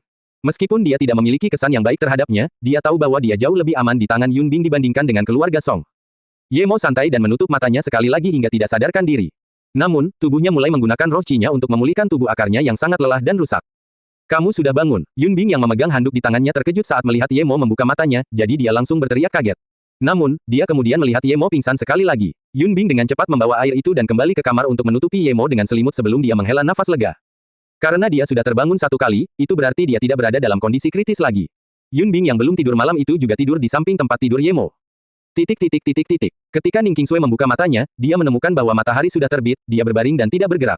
Apakah ini sudah menjadi surga? Dia tidak merasakan sakit apapun di tubuhnya, sebaliknya, dia bahkan merasa sangat nyaman. Ning Qingsui menghela nafas lega. Dia akhirnya terbebas dari jurang rasa sakit yang tak berujung itu. Dia hanya tidak tahu apakah Ye Mo baik-baik saja sekarang. Namun segera, Ning Qingsui merasa ada yang tidak beres. Dia masih berbaring di tempat tidur Ye Mo, dan semua yang ada di ruangan itu seperti dulu. Tidak ada yang berbeda. Apa ini tadi? Ning Qingsui menggigit ujung lidahnya dan merasakan sakit. Apakah dia tidak mati? Ning Qingsui yang merasa khawatir di dalam hatinya segera duduk dan sekali lagi terkejut mengetahui bahwa semua lukanya telah sembuh. Dia tidak merasakan sedikit pun ketidaknyamanan pada tubuhnya, dan sebaliknya, tubuhnya dipenuhi dengan semangat dan semangat. Kasus kecil. Ning Qingsui mengambil kotak kecil itu dan memeriksa ke dalam, tetapi tidak ada yang hilang, semuanya ada di sini. Tunggu, dia ingat dengan jelas bahwa tadi malam, dia mengambil pisaunya dan hendak bunuh diri, lalu mengapa pisaunya masih ada di dalam kotaknya? Apakah dia kehilangan ingatannya? Ini jelas mustahil. Ning Qingsui memeriksa kotak itu dan segala sesuatu di dalamnya dengan cermat, dan dia menemukan bahwa satu botol memiliki 2 pil pelindung jantung yang lebih sedikit. Dia telah menghitung setiap pil beberapa kali sehingga dia tidak mungkin salah. Ning Qingsui tiba-tiba merasa takut, dia terluka parah, bagaimana dia bisa sembuh dalam 1 malam. Selain itu, dia ingat dengan jelas bahwa dia memegang pisau di tangannya dan hendak bunuh diri, dia bahkan ingat perasaan tertusuk sesuatu sebelum dia kehilangan kesadarannya, namun mengapa dia baik-baik saja tanpa satu luka pun? Dan kenapa dia masih merasakan sakit? Sepertinya dia belum mati sama sekali. Ning Qingsui berbalik dan melihat di tempat tidurnya memang ada beberapa tetes darah, tapi dia yakin tidak ada luka yang mengeluarkan darah di tubuhnya, jadi dari mana darah ini berasal? Mama, begitu Ning Qingsui membuka mulutnya, pintu terbuka. Ibu Ning Qingsui, Lan Yu bergegas masuk. Qingsui, kamu baik-baik saja. Bahkan sebelum Lan Yu masuk, suaranya terdengar. Dia tidak tahu apa yang terjadi malam sebelumnya, tapi dia tiba-tiba tertidur dan tertidur sampai pukul 7 atau 8 pagi. Lan Yu hampir tidak bisa memaafkan dirinya sendiri atas kesalahannya. Qingsui, bagaimana caramu duduk? Kamu, wajahmu, bagaimana bisa begitu sehat? Kamu baik-baik saja sekarang. Qingsui, kamu benar-benar baik-baik saja. Lan Yu sudah lupa bahwa Ning Qingsui telah terluka parah dan pulih hanya dalam 1 malam. Di matanya, hal itu dimaksudkan agar putrinya menjadi lebih baik. Adapun prosesnya, dia mengabaikannya secara otomatis. Ning Qingsui melihat ibunya dan tahu bahwa dia tidak sedang bermimpi dan juga tidak mati. Dia benar-benar pulih, tetapi bagaimana caranya, dia tidak tahu. Setelah Lan Yu mengatakan semua ini, dia meraih Ning Qingsui dan akhirnya mulai berpikir bagaimana putrinya menjadi lebih baik tanpa alasan apapun. Dia terluka parah, dan memikirkan hal ini, Lan Yu segera bertanya, Qingsui, apa yang terjadi padamu? Bagaimana kamu pulih? Ning Qingsui menggelengkan kepalanya, dia juga tidak mengerti. Dia sepertinya memiliki ingatan kabur bahwa seseorang datang dan merawatnya tadi malam, tapi siapa yang bisa menyembuhkan luka seriusnya hanya dalam 1 malam? Bu, aku ingin memikirkan sendiri apa yang sebenarnya terjadi, Ning Qingsui tiba-tiba berkata. Lan Yu sangat gembira sekarang. Meskipun kesembuhan putrinya penuh misteri, dia masih lebih percaya bahwa nenek moyangnya melindungi Qingsui daripada percaya bahwa ini tidak mungkin. Melihat Ning Qingsui mengatakan ini, dia masih memeriksa punggung Ning Qingsui dengan cermat sebelum akhirnya merasa lega, aku akan memasak bubur untukmu, kamu harus istirahat lebih banyak, jangan terlalu banyak bergerak. Setelah ibunya pergi, Ning Qingsui mulai berpikir dengan hati-hati. Dia tidak seoptimis ibunya. Pasti ada seseorang yang merawat lukanya tetapi siapa yang memiliki kemampuan sebesar itu? Untuk menyembuhkannya sepenuhnya saat dia tertidur, ini adalah sesuatu yang bahkan rumah sakit Hongrui tidak dapat mengobatinya. Tiba-tiba, Ning Qingsui duduk, karena seseorang merawatnya tadi malam, bukankah itu berarti atasannya dilepas? Dia segera melepas pakaiannya dan melihat. Seperti yang dia pikirkan, wajahnya langsung pucat. Atasannya dilepas, bahkan brandnya pun salah kancing. Karena orang itu bisa melihat punggungnya, berarti dadanya juga terlihat, siapa ini?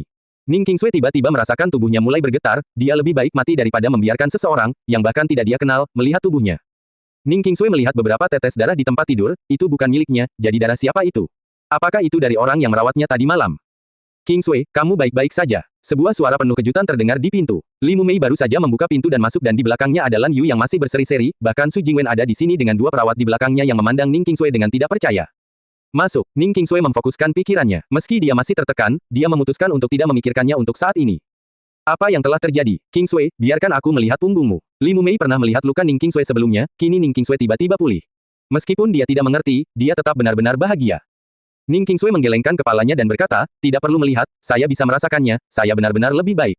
Aku tidak tahu apa yang terjadi, kemarin, dia awalnya ingin mengatakan bahwa seseorang telah menyembuhkannya tadi malam, tetapi ketika kata-kata itu terucap, dia menelannya.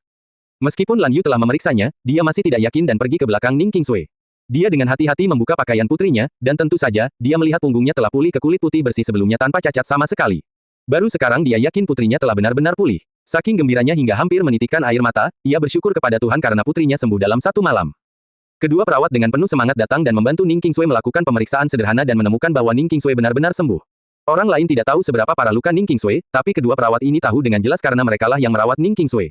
Namun, mereka tidak menyangka luka berat seperti itu akan tiba-tiba sembuh. Tidak ada yang lebih misterius dari ini, apakah diagnosisnya salah? Ketika Ning Qingsui mendengar bahwa dokter akan datang, dia langsung menolak pemeriksaan lagi. Dia mengenal tubuhnya lebih baik dari orang lain. Dia 100% sehat saat ini tetapi tidak ingin seluruh dunia mengetahui hal ini. Ning Zhongfei terbang ke Ninghai pada hari itu. Dia lebih bahagia dari siapapun atas kesembuhan putrinya yang tiba-tiba. Dia hanya memiliki satu anak perempuan, dan dia adalah harta karun baginya. Namun, Ning Qingsui tetap menolak permintaan keluarganya untuk meninggalkan Ninghai dan tetap ingin tinggal di sana. Adapun orang yang merawatnya tadi malam, dia memikirkannya dan memiliki kesan yang samar-samar.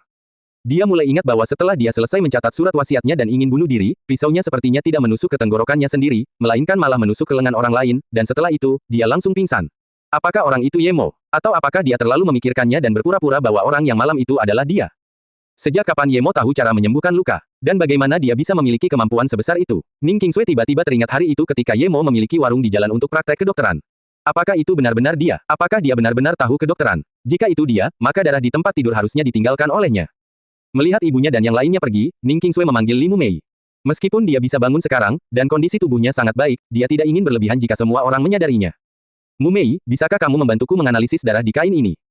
Ning Qingsui memotong noda darah di tempat tidur dan memberikannya kepada Li Mumei karena dia ingin tahu apakah darah ini sama dengan darah Ye Mo. Meskipun dia tidak bisa 100% yakin itu adalah golongan darah Ye Mo, setidaknya itu mengarahkannya ke suatu arah. Jika ini adalah darahnya, maka dia akan tahu siapa orang yang merawatnya, dan orang yang melihat tubuhnya juga adalah dia. Dalam hal ini, dia akan merasa lebih damai di hatinya. Li Mumei mengambil alih kain itu tetapi tidak menanyakan apapun. Jika Ning Qingsui tidak ingin mengatakan apapun, dia tidak akan mengatakannya bahkan jika dia memintanya. Tadi malam, kesembuhan mendadak Ning Qingsui adalah hal terbesar bagi orang tuanya. Namun, bagi siswa di Ninghai, pemukulan Si Ying terhadap Pu Dongheng adalah berita terbesar. Namun, dibandingkan dengan dua hal ini, gempa bumi terjadi di kalangan otoritas akibat pembunuhan di mansion tersebut. Ini karena orang yang dibunuh sangat berpengaruh. Salah satunya adalah Tuan Muda Song Showen dari keluarga Song. Yang lainnya lebih menakutkan karena namanya Qian Siping. Qian Siping sendiri bukanlah sesuatu yang istimewa, tapi ayahnya bernama Qian Longtou dan memiliki gelar, seseorang yang bisa mengguncang tanah dengan satu langkah. Jika kelompok gunung di Jepang dan klan sarung tangan hitam dari barat berpengaruh, maka Nanking adalah yang paling berpengaruh di timur. Dan Qian Longtou adalah bos Nanking. Qian Siping adalah putra satu-satunya, dan dia melahirkannya pada usia 40 tahun. Nama asli Qian Longtou adalah Qian Baihe, seseorang dari negara bagian Huzhong.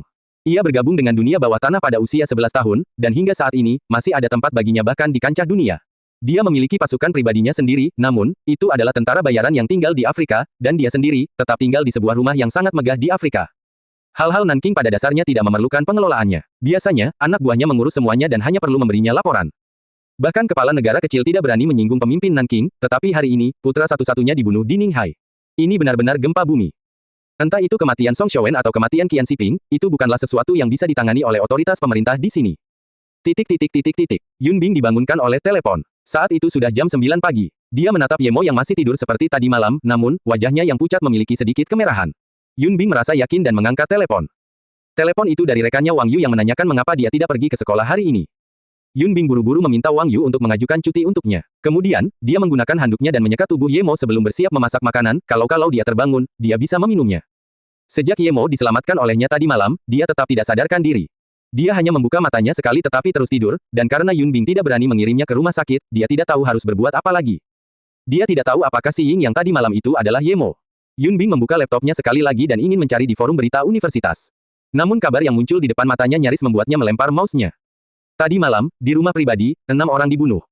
Tadi malam, bukankah saat itu Ye Mo terluka? Apakah dia melakukannya? Yun Bing teringat sebelumnya ketika Ye Mo pernah memukuli Zhen Wenxiao dan teman sekolahnya hingga mereka menjadi cacat mental dan hampir yakin peristiwa ini juga dilakukan oleh Ye Mo. Yun Bing berbalik dan menatap Ye Mo dengan rumit. Dia kemudian mencari berita pembunuhan itu lagi. Seperti yang diharapkan, di beberapa situs kecil tidak resmi, dia mengungkap kebenaran. Tadi malam, karena dua tuan muda dari keluarga besar mengambil 2 gadis dan menganiaya mereka di mansion, seseorang menyerang tempat itu dan membunuh 6 orang. Hanya kedua gadis itu yang tidak terbunuh. Yun Bing menghela nafas. Dia yakin itu dilakukan oleh Ye Mo. Dia suka melawan ketidakadilan ini. Hal yang sama terjadi padanya terakhir kali. Namun, terakhir kali dia tidak membunuh tapi kali ini dia melakukannya. Apakah dia mempunyai kecenderungan kekerasan? Terlepas dari apakah Ye Mo memiliki kecenderungan kekerasan atau tidak, dia adalah seseorang yang telah menyelamatkan nyawanya, dan baginya, dia bahkan telah menyelamatkan sesuatu yang lebih penting daripada nyawa. Selanjutnya, untuk acara malam sebelumnya, dia juga berdiri di sisi Ye Mo, namun, dia percaya bahwa Ye Mo tidak boleh membunuh orang dengan bebas adalah hal yang sangat tidak masuk akal di masyarakat ini. Yun Bing juga bersuka cita karena tidak mengirim Ye Mo ke rumah sakit. Jika dia melakukannya, maka dia pasti sudah terekspos. Yun Bing tidak meninggalkan rumah sepanjang hari. Dia bahkan tidak keluar untuk membeli sayuran. Dia hanya bisa fokus pada kapan Ye Mo akan bangun dan terus memanaskan bubur lagi dan lagi, tapi dia masih belum menunjukkan tanda-tanda akan bangun. Jika pernapasan Ye Mo tidak normal, dia akan mengira dia tidak akan selamat. Dia belum pernah melihat seseorang pingsan selama ini. Tetapi meskipun dia tidak keluar, dia tetap tahu bahwa apa yang terjadi di luar bukanlah hal sepele karena dia sering melihat jalanan penuh dengan mobil polisi yang berpatroli. Dia benar-benar tidak mengerti siapa yang dibunuh Ye Mo dan mengapa hal itu bisa menyebabkan keributan seperti itu. Di rumah tempat Ning Qingsui tinggal, selain Su Jingwen dan orang tuanya, semua orang telah pergi, jadi Ning Qingsui bangun dan makan sesuatu. Dia sedang menatap rumput hati perak itu ketika Li Mumei tiba-tiba berlari masuk. Qingsui, kamu bisa bangun. Li Mumei sangat gembira dari lubuk hatinya. Ya, aku merasa jauh lebih baik, Mumei, apa yang terjadi? Ning Qingsui memandang Li Mumei yang tergesa-gesa dan bertanya. Li Mumei kemudian menyadari bahwa dia akan mengatakan sesuatu, Qingsui, aku mendengar bahwa Song Shaotan dibunuh di Ninghai tadi malam. Orang yang membunuhnya juga membunuh 5 orang lainnya, namun, seseorang sepertinya memiliki latar belakang yang lebih besar daripada Song Shaotan, tapi saya tidak tahu siapa orang itu. Ning Qingsui berpikir sejenak dan bertanya, Mumei, apakah kamu tahu siapa orang lainnya? Li Mumei menggelengkan kepalanya dan berkata, saya juga tidak tahu, saya tidak punya kabar tentang orang lain. Aku hanya mengetahuinya dari seorang teman. Namun, masalah ini menjadi sangat besar, dan banyak jurnalis datang ke Ninghai. Saya kenal banyak jurnalis dari Beijing jadi saya mungkin punya lebih banyak informasi besok. Mengapa Song Shaotan datang ke Ninghai? Apakah dia yang memerintahkan orang untuk melukainya? Lalu siapa yang membunuh Song Shaotan? Ning Qingsui tiba-tiba teringat pada Ye Mo dan segera bertanya, Mumei, apakah kamu mendapatkan tes darahnya kembali? Ya, Li Mumei memberikan laporan kepada Ning Qingsui. Ning Qingsui melihatnya, dan dia menjadi bersemangat dengan cepat. Apa yang salah, Qingsui? Li Mumei buru-buru bertanya. Ning Qingsui menggelengkan kepalanya dan berkata, tidak apa-apa, aku akan masuk untuk duduk. Aku akan keluar nanti. Kemudian, dia masuk ke kamar. Li Mumei memandang Ning Qingsui dan berpikir bahwa dia baru saja pulih dan mungkin merasa lelah, jadi dia tidak terlalu peduli. Namun, Ning Qingsui sangat gembira karena golongan darahnya persis sama dengan Ye Mo, keduanya bertipe B. Meskipun masih jauh dari cukup untuk mengetahui apakah itu Ye Mo berdasarkan golongan darah, Ning Qingsui masih sangat yakin bahwa ini adalah dia. Dia sepertinya merasa Ye Mo kembali. Apakah dia ada hubungannya dengan kematian mereka tadi malam? Jika bukan Ye Mo, siapa lagi yang berani menyentuh orang-orang keluarga Song? Ye Mo berani membunuh bahkan Song Xiaowen jadi mengapa tidak Song Shaotan juga? Lagi pula, dia punya motif untuk itu. Mengetahui bahwa sangat mungkin Ye Mo kembali untuk menyelamatkannya, dia akhirnya merasa lega di hatinya. Lagi pula, dia sudah mengakui bahwa Ye Mo adalah suaminya, jadi jika dia melihat tubuhnya, itu tidak masalah. Namun, Ning Qingsui tiba-tiba merasa tidak tenang. Jika Ye Mo datang ke Ninghai dan membunuh Song Shaotan, bukankah dia berada dalam situasi yang sangat berbahaya saat ini? Bagaimana jika dia masih belum keluar dari Ninghai? Ning Qingsui menjadi khawatir, dan sekarang, dia berharap orang yang datang tadi malam bukanlah Ye Mo. Karena jika Ye Mo benar-benar melakukannya, maka dia tidak akan bisa melarikan diri dari Ninghai dengan kekuatan keluarga Song. Hah, Qingsui, kamu baik-baik saja? Su Wei bertanya dengan heran. Dia tahu lukanya sangat parah. Rumah sakit bahkan memberikan hari-hari terakhirnya tetapi sekarang, Ning Qingsui berdiri di depannya dengan baik-baik saja. Apa ini tadi? Iya, saya sudah sembuh, mungkin rumah sakit salah mendiagnosis. Cedera saya tidak terlalu serius, Ning Qingsui mengangguk dan berkata. Su Wei ragu. Ning Qingsui pergi ke rumah sakit terbaik di Ninghai, rumah sakit yang terkenal bahkan di negaranya. Bagaimana mereka bisa melakukan kesalahan serius? Selain itu, dia telah melihat dengan matanya sendiri Ning Qingsui dipukul dengan tongkat itu. Melihat Su Wei tidak terlalu mempercayainya, Ning Qingsui dengan cepat mengubah topik pembicaraan, kenapa kamu tidak pergi bekerja lagi hari ini? Kenapa nada suaramu sama persis, kemarin, Su Wei tiba-tiba berhenti. Dia tiba-tiba teringat bahwa Ye Mo menyuruhnya kemarin untuk tidak memberitahu Ning Qingsui, tapi dia hampir lupa hari ini. Meskipun Su Wei telah menghentikan kata-katanya tepat waktu, Ning Qingsui menyadarinya dan bertanya, apa yang terjadi kemarin? Apakah Ye Mo kembali? Pada saat yang sama, Ning Qingsui secara tidak sadar meraih tangan Su Wei. Su Wei melihat tangannya yang digenggam erat oleh Ning Qingsui. Dia tahu dia telah menumpahkannya dan tidak bisa menyembunyikannya. Dia menghela nafas dan berkata, kemarin Ye Mo kembali dan melihat pot bunga selama setengah hari. Lalu, dia bertanya padaku tentangmu dan pergi. Dia mungkin pergi ke rumah sakit untuk menemuimu. Apakah kamu tidak melihatnya? Ning Qingsui tiba-tiba melepaskan tangan Su Wei dan bergumam, itu benar-benar dia baik-baik saja. Dia kembali, jadi dialah yang benar-benar. Qingsui, istirahatlah, kamu baru saja pulih, jangan berjalan kemana-mana. Su Wei, kita akan makan bersama nanti, aku dan ibunya sedang memasak sekarang. Li Mumei melihat Ning Qingsui yang berdiri di ambang pintu dan berjalan mendekat. Qingsui, kenapa wajahmu merah? Apakah kamu seksi? Li Mumei melihat wajah Ning Qingsui semerah apel dan bertanya dengan prihatin. Ning Qingsui sedang memikirkan Ye Mo yang datang tadi malam dan tidak tahu apakah dia mendengar kata-katanya. Memikirkan bagaimana dia memanggilnya Lao Gong, dia merasa sangat malu dan berharap dia tidak mendengarnya. Tapi sekarang, dia 100% yakin bahwa orang yang datang tadi malam adalah Ye Mo. Dia merasa nyaman dan bahkan sedikit manis di hatinya. Sekarang Li Mumei bertanya, Ning Qingsui langsung berpikir bahwa sejak Ye Mo datang kemarin, maka dia pasti membunuh Song Shaotan untuk membalaskan dendamnya.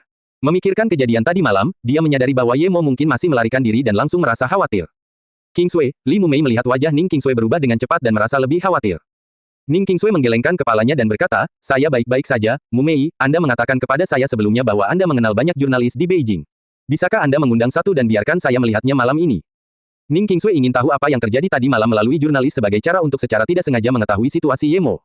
Qingsui, kamu ingin bertemu jurnalis? Apakah kamu tidak membenci mereka? Li Mumei berbicara tetapi melihat Ning Qingsui tidak mengatakan apa-apa lagi, dia segera melanjutkan, oke, saya akan bertanya malam ini. Jika semuanya berjalan baik, saya seharusnya bisa mendapatkan satu atau dua.